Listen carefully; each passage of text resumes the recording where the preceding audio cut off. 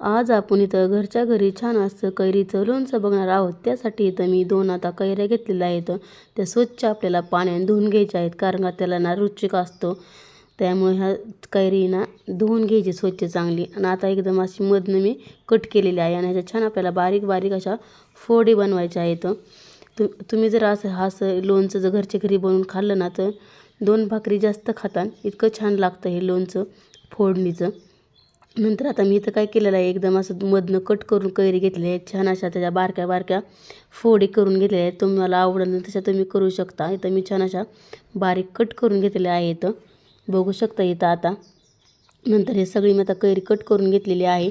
आता आपल्या ह्यात काय करायचं आहे, मीठ, हळद आणि ना लाल तिखट टाकून घ्यायचं आहे। आता बघू शकता इथं मी थोडंसं काय करायचं, असं घरचं असं मोठं मीठ असं ना ते थोडंसं बारीक करायचं आणि हे ते टाकायचं, म्हणजे छान मुरतं त्याला जास्त पाणी सुटतं। इथं मी 1.5 चमचा लाल तिखट टाकलेलं आहे, हळद टाकलेली आहे आणि मीठ टाकलेलं आहे। आता आपल्याला जी फोडणी करायची आहे, इथं मी तडका पॅन घेतला आहे, त्याच्यात मी 1.5 पळी तेल टाकून घेणार आहे। जिरं आणि मोहरी आणि हिंग त्यात आपल्याला टाकून घ्यायचं आहे। आता तेल चांगलं कडकडीत तापून द्यायचं आहे आणि मग आपल्याला पॅनमध्ये तडका द्यायचा आहे।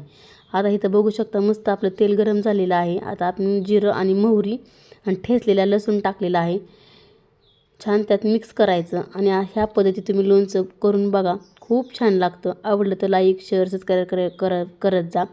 असेच नवनवीन व्हिडिओ बघत राहत जा। भेटू असे छानसा व्हिडिओ घेऊन, बघू शकता।